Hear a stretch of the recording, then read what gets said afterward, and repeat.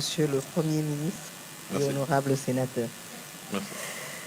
Comme vous l'avez dit, ce jour est un jour mémorable et je ne peux qu'à mon tour remercier le Seigneur, le maître de temps et des circonstances, parce que c'est lui qui a voulu que ce soit ainsi et que ce jour arrive aujourd'hui.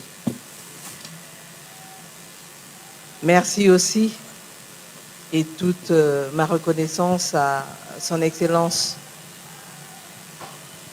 Monsieur Félix Antoine Tshisekedi Tshilombo, président de la République et chef de l'État, pour la confiance qu'il a mis en moi, afin de poursuivre le travail que Monsieur le Premier ministre Sama a commencé. Car comme vous le savez, il a indiqué, il s'agit de consolider ce qui a été fait et de poursuivre. Et donc,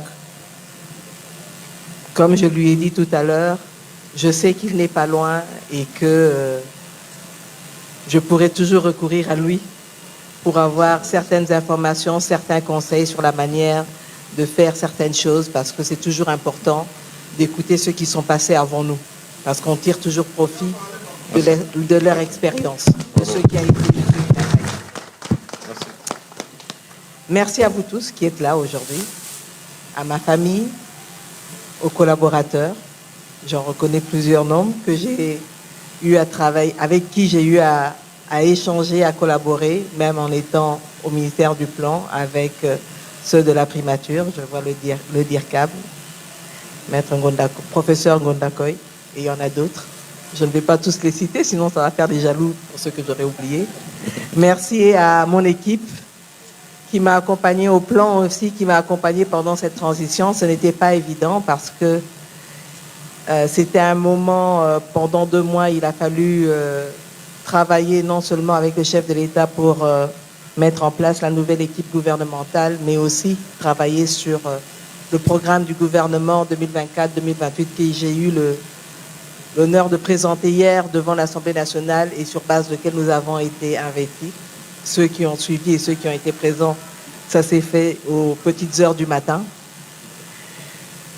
Ce qui est ressorti aussi des échanges avec les députés élus du peuple, c'est les préoccupations qui ressortent justement de la population elle-même, en disant nécessité d'avoir plus d'emplois, particulièrement pour les jeunes, nécessité d'améliorer le pouvoir d'achat avec la stabilité macroéconomique et la stabilité du taux de change. Mais pour avoir tout ça, il est aussi important d'avoir une meilleure sécurité.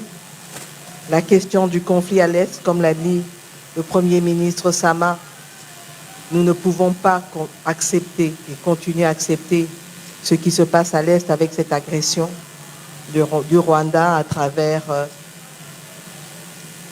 le M23.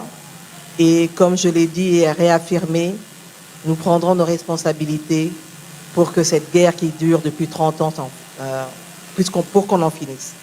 Mais en même temps, les problèmes sécuritaires ne sont pas seulement à l'Est. On l'a souligné. On les vit dans les grandes villes, particulièrement à Kinshasa avec les Kuluna, mais on l'a dans le Maïndombe, dans le Tanganyika, dans que ce soit à la Tchopo avec les conflits communautaires et ailleurs dans le nord du pays. Donc il sera important de veiller aussi sur la cohésion communautaire pour pouvoir vivre ensemble dans la dignité, dans la sécurité.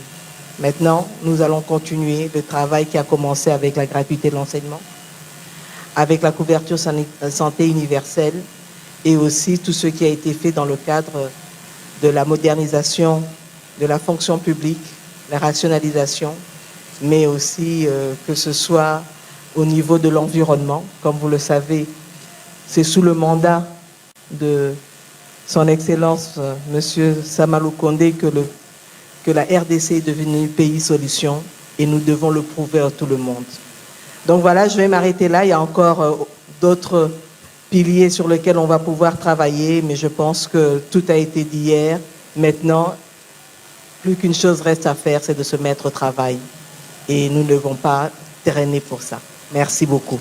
Et merci encore à son Excellence Jean-Michel Samalou Kondé, honorable sénateur, et je vous souhaite bien de bonnes choses de ce côté-là. Merci.